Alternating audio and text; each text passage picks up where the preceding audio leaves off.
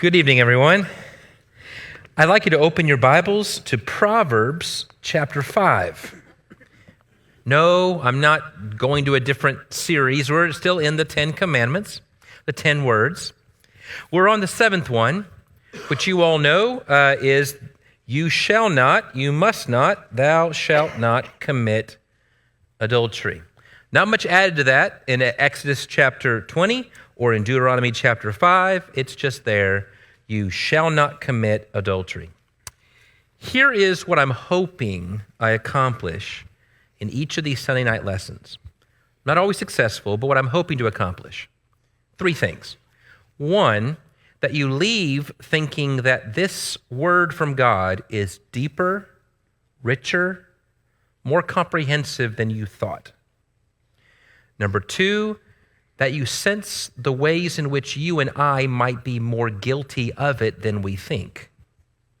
And then number 3, how there's more grace available as we move forward than we ever imagined. That's what I'm hoping to do.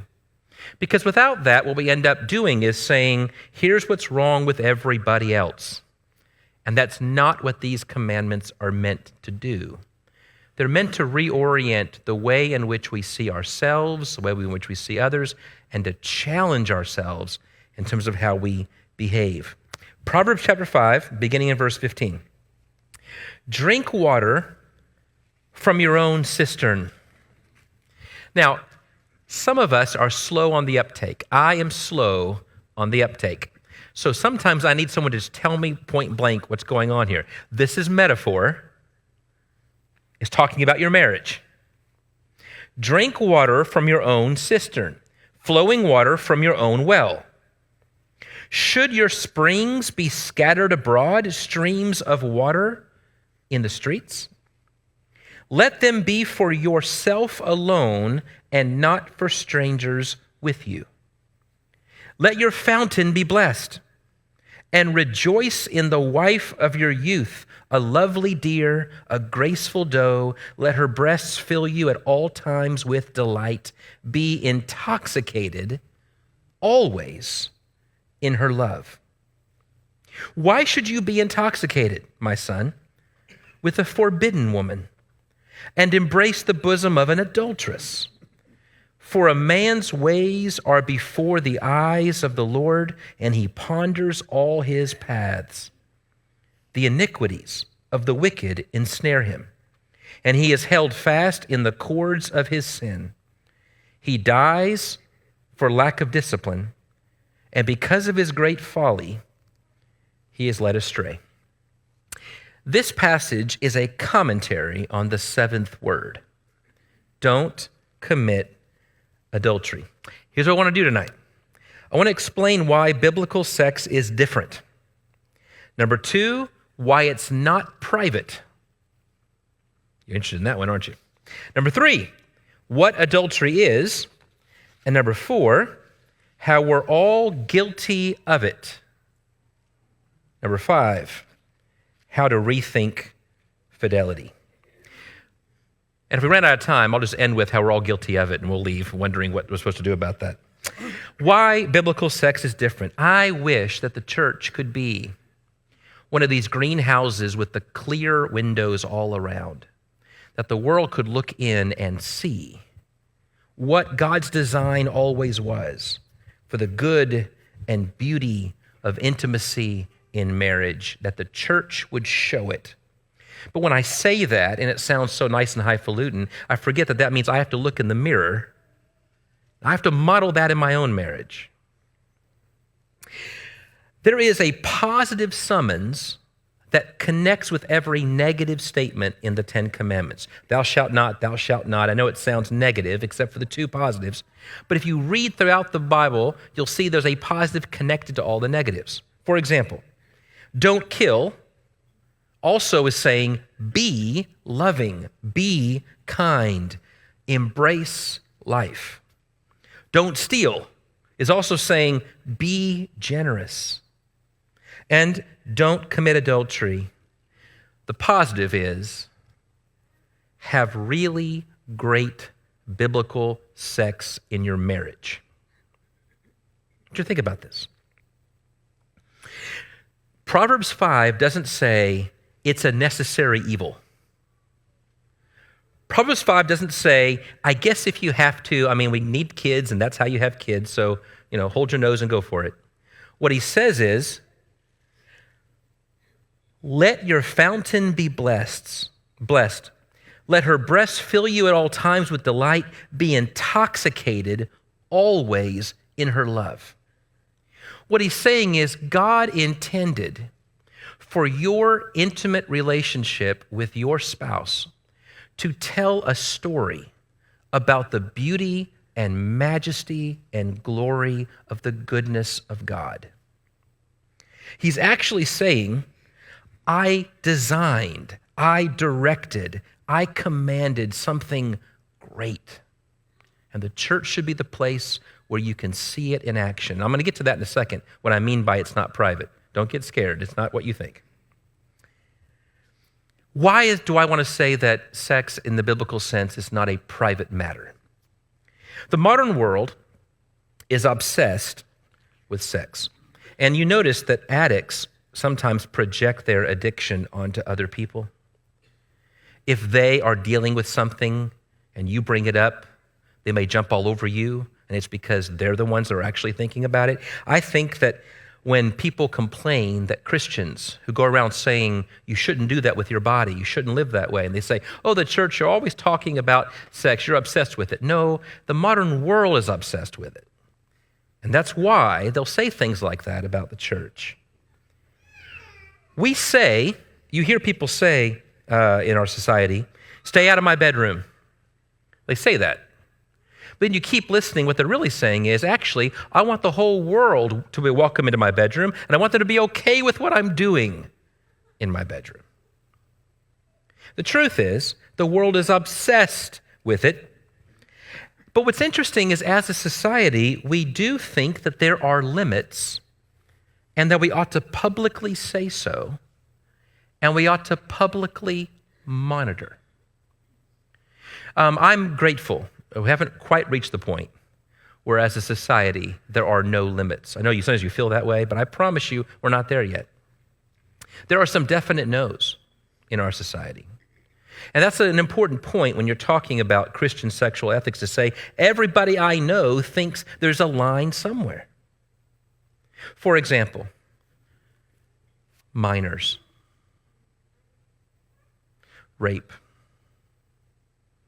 non-consent. What about prostitution? We still have laws against that in many places.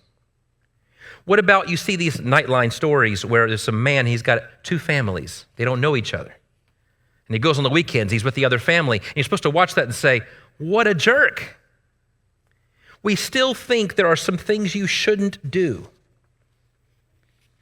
Now, it's not hard to see why adultery is bad. First it breaks hearts, and then it breaks up families, and it leaves brokenness in its wake. It ruins trust.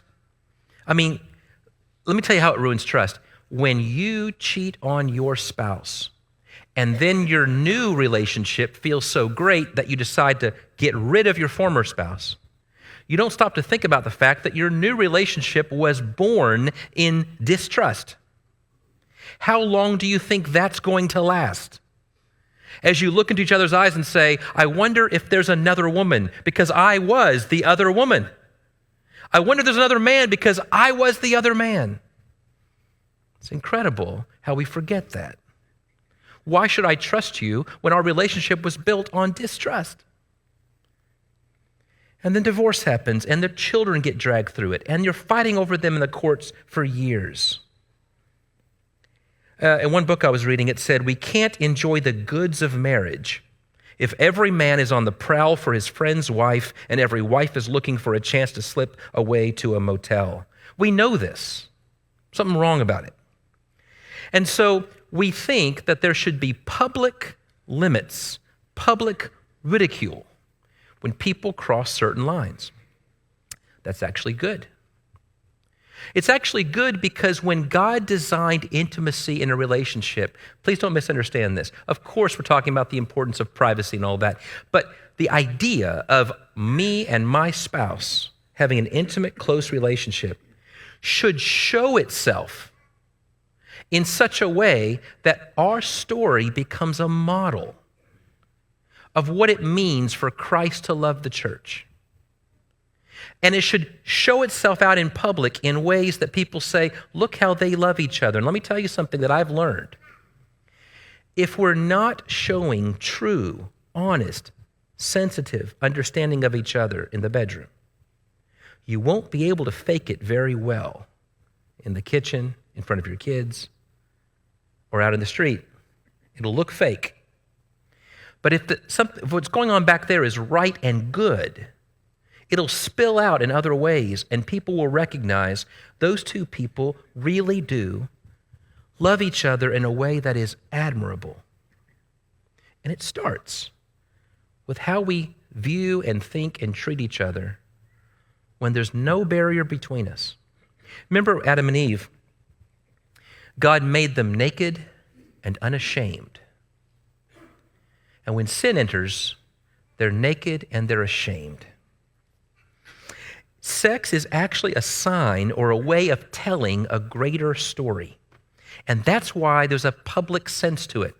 1 Corinthians 6, Paul says, when you go down to the temple and you decide to go join up with a prostitute, you're doing something that you think is happening behind closed doors, but actually you are tearing asunder the connection of souls that you have with your spouse, and you're joining a new one, and it's going to have a ripple effect. Romans 7 says that your marriage is like Christ and the church. Sex is like union with Christ. Fidelity is the most intimate way that a parable is told about the gospel. It shows something about God. And so my point here is that the better we understand Proverbs 5 and apply it in the privacy of our homes, the more our public life will display the kind of relationship that tells people what it means to truly love. And so, if someone can see you and your spouse playful with each other, enjoying each other's company, which again isn't easily faked if deep down you're holding deep animosity towards each other. But when they see that happening and they say, you have something that I wish I had, it's beautiful. It's what everybody really wants. And that's why sex for the Christian ultimately is a public thing. It puts on display Christ and the church. So in the wrong view of sex also was put on public display. In the Old Testament, a person who violated God's laws in this area was to be punished in public. Leviticus 20. In the New Testament, if there's somebody in the church who was with their father's wife? 1 Corinthians 5:4. Father's wife is your mother. What is it? Is it a stepmother? I always get this mixed up. Yeah, okay. He says you should put them to public shaming. That is, let the whole church know what's going on. Put them on trial in front of everybody. In other words, what they think they're doing in private is having a public ripple effect on the story of Christ in the church. So make public what the wrong is. You see, what you do in the bedroom affects the social norms. So what is adultery? Adultery is ultimately the ungospeling of a relationship. Yes, of course, sex is at the heart of the word. There's no doubt about that. The woman who's caught, you remember, and brought in front of Jesus, the text says she was caught in the very act. I think it's pretty clear what's going on there. But Jesus is really good at taking these words that technically mean one thing and then applying it to a whole host of things to get you out of your technicalities, right? Because the Pharisees were very good at finding ways to say, technically, I haven't broken that rule. And he says, but your whole setup is violating my will, so let's just call the whole thing what it is. Adultery is, when you're in a chemistry lab and you put the wrong chemicals in, you adulterate the experiment. So when Jesus is asked about marriage and divorce questions, and as long as I write a certificate and I give her a receipt, I can kick her out of the house, right? I follow the technical rules. And Jesus says, listen, in 4 out of the 6 times he talks about marriage and divorce, in 4 of them, no exceptions given, he says, if you get divorced, you're an adulterer. And if you marry somebody who's divorced, you're an adulterer, and you make her an adulterer. Now, as somebody who has been divorced, I, like many of you, want someone to quickly nuance that for me. And I will, but not tonight. What I want to say is, Jesus is trying to say, you're looking for a technical way in which you have escaped the rule. But I'm telling you, you were trying to find a way to quit being faithful in your relationship. You've adulterated the command. And you make everybody else in the system part of the problem, and it's adultery all the way down. That's what he's saying. Isaiah chapter 1. Isaiah is talking to a people, and he says, listen up, Sodom. Listen up, Gomorrah. And you're thinking, I didn't know a prophet was speaking to Sodom and Gomorrah in Isaiah. He's talking to his own people, God's people. But he says, you've become so much like them. Why? Because you don't care about justice. You don't care about righteousness. You don't care about peace and holiness. You're focusing on the wrong things. In James, the brother of Jesus, says, if you're seeking friendship with the world, you're an adulterer. Adultery is ungospeling of any relationship. The fracturing is far larger than just the sex. Adultery through sexual infidelity is breaking this covenant that I have with my spouse. It's the opposite of the story of God in Israel, opposite of Christ in the gospel, and that's why Christ applies it so broadly. The gospel is about union and reconciliation. Adultery is the breaking up of union. It's about fracturing. Adultery is a form of idolatry. You know, in idolatry, you turn to another god. Well, in this case, you're turning to the god of desire. And in some cases, even more literally, how many stories have you heard of where somebody commits adultery and then that person says, I'm going to tell the truth about what you're doing unless you do a whole lot of other things for me. And now you literally are serving another god. It happens. One person said that adultery is like overeating, and I thought, well, this is interesting. Let's talk about this one. It doesn't sound strong enough, but hear me out. Overeating fatty foods is giving into your cravings. I understand that one. And you might get away with it for a while. But eventually, it can kill you.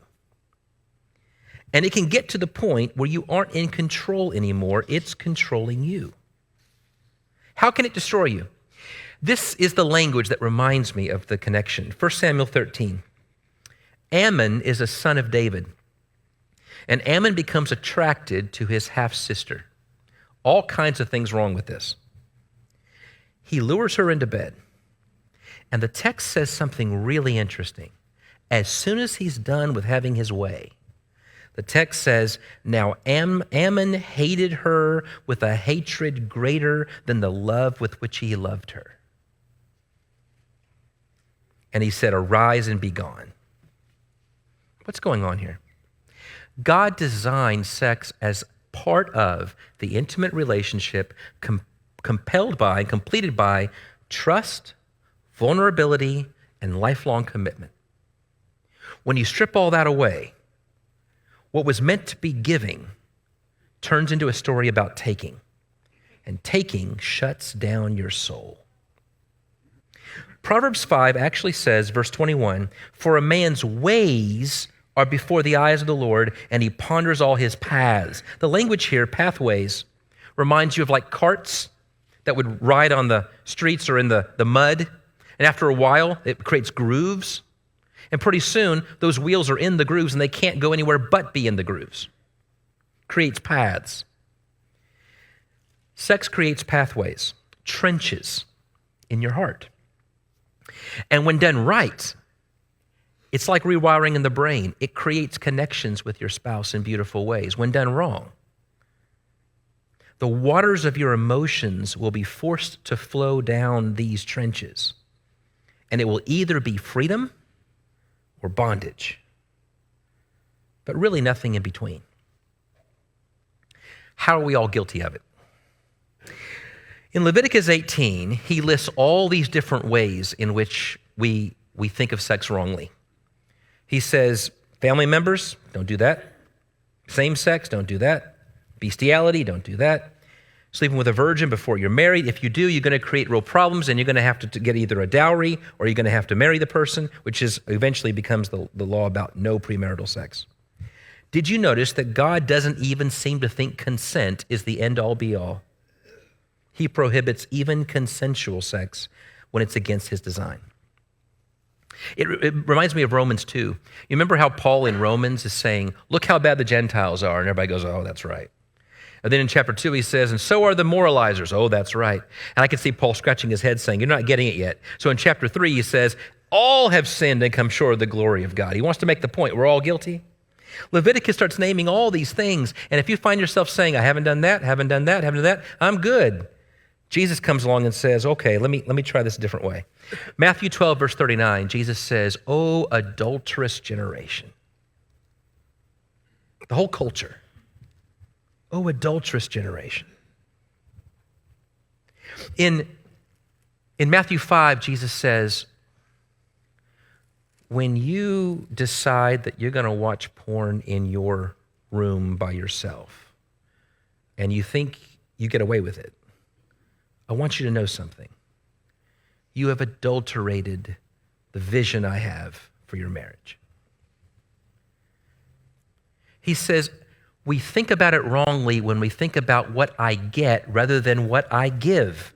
And when I disconnect the lifelong monogamous connection of trust. And when I do that in all of my relationships, when I start thinking about all of my relationships in which am I transparent and honest and holy and welcoming so that how I treat you is a vision of how God treats me. If it's not, then I'm holding something back. And my most intimate relationship should be the most honest. I want you to think of it this way. So many people are stuck in problems and they're in the trenches and they can't get out. But that's also true for all of us that are covenant breakers in other ways. And the way to fix it isn't to try harder to get yourself out of those ruts, because it ain't going to work. The way to fix it is to start by looking into the eyes of the grace of God. Titus chapter 2 says the grace of God teaches us to say no to all this stuff. I'm convinced that the first thing that will help us get out of these ruts where we haven't thought right about these things, when we're not treating our spouse the way we should, when we've adulterated the whole vision of what it means to be completely pure heart and soul towards the one that my soul loves. The first thing we should do is recognize that I stand naked and unashamed before God. How can I revitalize the idea of being naked and unashamed before my spouse? Start by recognizing I stand naked and unashamed before God. He knows everything about me and he wants me. He knows everything about me and he loves me. He knows every way I betrayed him and he says, I want you more now than ever. Stare into the grace of God. And when you realize that, you won't be disgusted or obsessed. You'll be grateful. And then take that into your relationship with your spouse. See it as a spiritual discipline. How my intimacy with my spouse teaches how to be trustworthy and honest, how to be committed, how to love without hypocrisy, how to be consistent in every way. Let this be the training ground that lets me tell the gospel story purely. If you're single, live by the gospel story, my glory I give to no other. If you're married, live by the gospel story of what Christ and his church truly look like. Reimagine that adultery is the charge that we don't love purely. Then think of all the ways that we're guilty of it. Recognize the grace of God, and let's do better.